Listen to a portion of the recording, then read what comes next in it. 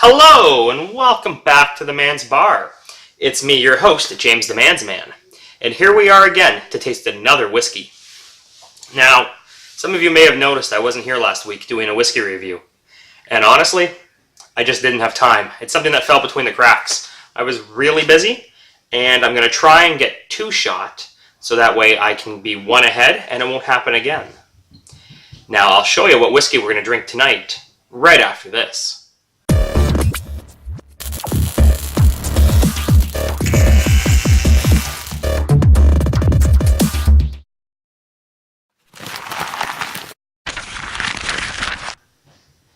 And we're back. Before I reveal the bottle of tonight, I'd like to remind everybody that if you're not already a subscriber, it would help me out a lot if you would hit the subscribe button down below, ding the bell icon if you want to get notifications when I post new videos, and leave me a comment. Let me know what you think about tonight's whiskey.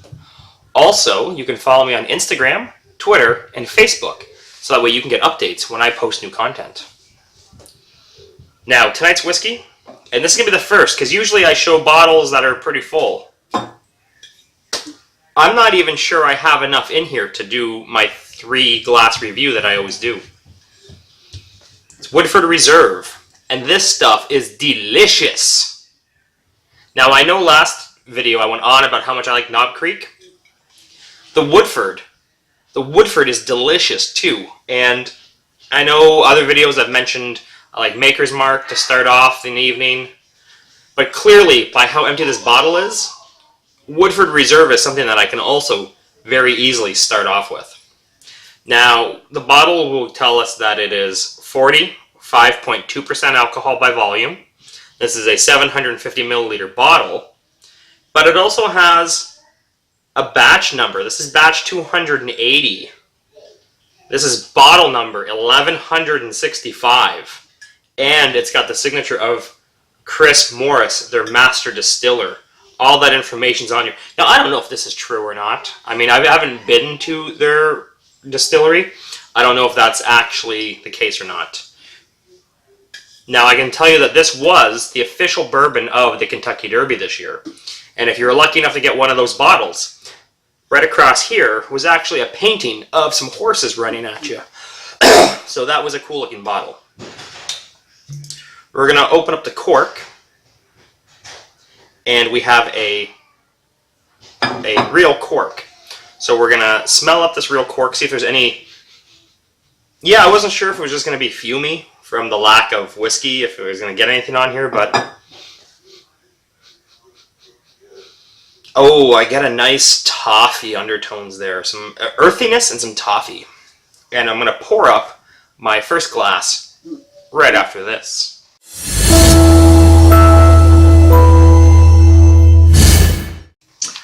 So I have regular ice. No ice balls this week. I forgot to make some, to be honest. I only have the one set of molds, and I just forgot to make them. So I got a shot glass here. I usually just kind of free pour this one, but kind of want to measure this out. So if I can get myself...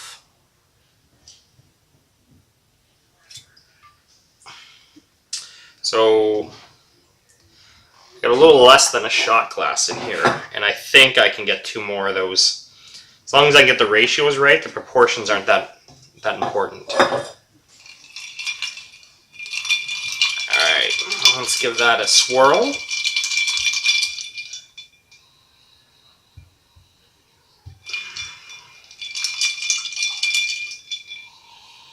Okay, on the nose I'm getting some straw. Some green grass,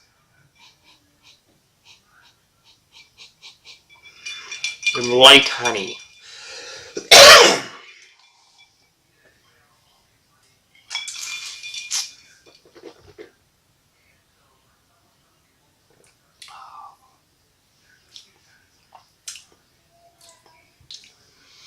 I get more of the same kind of flavors you'd expect to get off of a Scotch, which is a little unsurprising, and for usually when last bourbons I've had, I've always mentioned these deep caramely notes and stuff, but with that, I get kind of a Scotch type flavor. It's very similar, I would say, to the to like a Johnny Walker Black, but it's got a different set of undertones. So at the front of my tongue, I get that kind of scotchiness, that Johnny Walker Black on the front.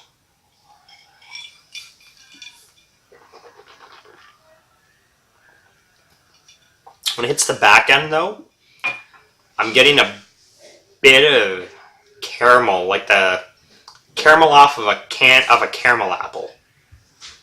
All right, now let's make up a pop mixer, and we'll get to that next.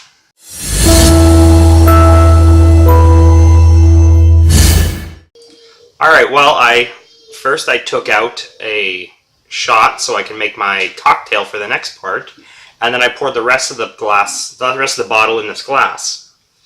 Now, after that, I added my Coca-Cola here to the proper 3-to-1 ratio.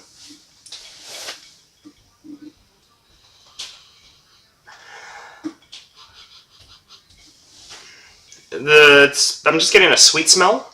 I think the whiskey and the pop are kind of cutting each other, and all that's really left is some sweetness. And a little green grass.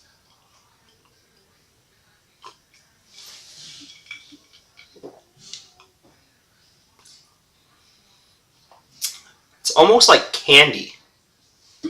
Just drinking this with the pop.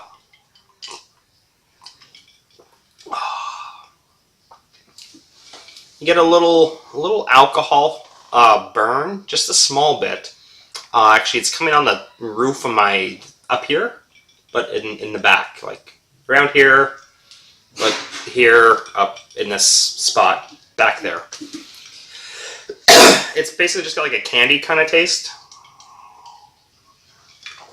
This is definitely something I could drink all night long. There's not much to say about it. There's not any competing flavors. They're not elevating each other in any sense. It is what it is. It's a very good whiskey and Coke. And now we're going to move on to our cocktail section.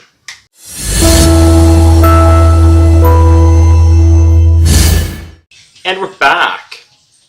And I made a Manhattan using Woodford Reserve.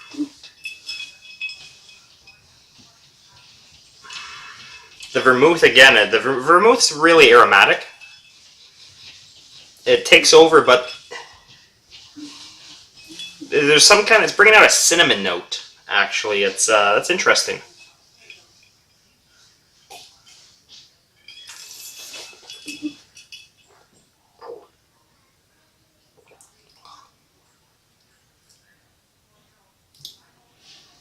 It's woody.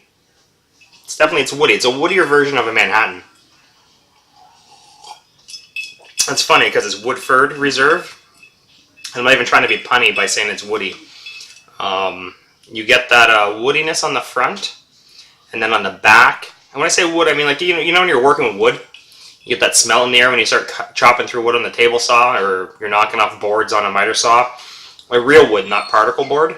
That's definitely the kind of taste that smell is kind of what I'm tasting on the front of my mouth, and in the middle I'm getting a bit of a cinnamon, and then as I get near the back, I'm tasting more of the vermouth there. So it goes wood, cinnamon, and vermouth.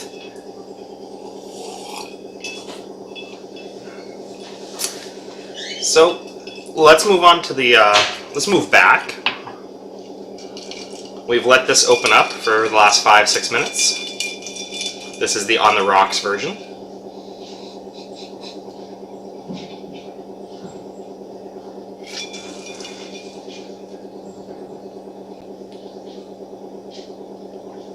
It's a little astringent. And the way that it tastes compared to the beginning, definitely I would say that the Woodford Reserve is not something that needs to be opened up. I didn't really get much of a difference between now and then. It's tasty, it's good. I'm not noticing a big improvement by letting it sit there. It's not like it's taking it from like a really good to really great, or it's not taking it from poor to good. It's kind of just maintaining a level. I wouldn't recommend this that you have to let it sit and breathe before you drink it. I'd say you're fine to just drink it right out of the bottle. Pour it in a glass, put on some ice, knock her back. You don't need to let it sit for a few minutes. So with that said, we're gonna move along on to the scorecard.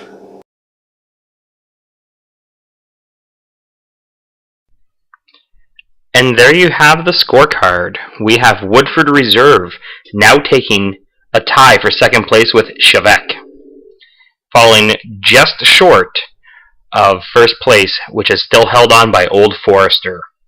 Now you'll see that on the rocks I gave Woodford Reserve a 7.5, so it just takes the edge on the rocks, and actually it is tied for first place on the rocks with Maker's Mark.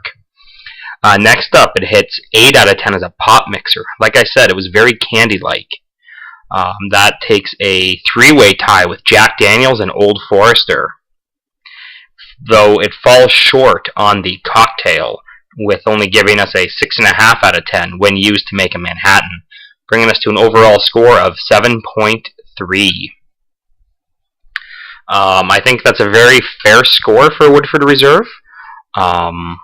And I really don't have much more to say about that.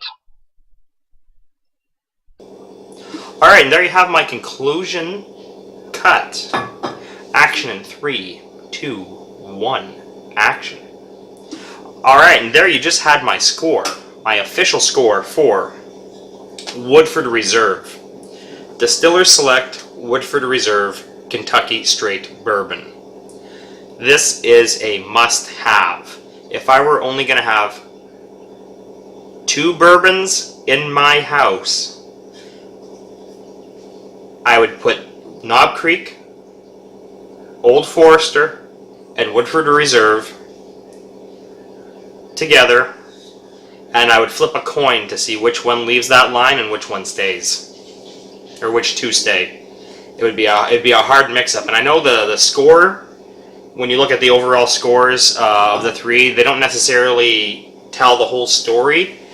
That I love them all. I mean, even some do a little better than others. It's subjective, because I might never use the Woodford Reserve for Manhattans on a regular basis. I might use an actual rye whiskey, because that is the traditional whiskey used in the cocktail.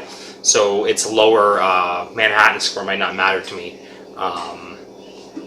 You know what I was saying about the Knob Creek.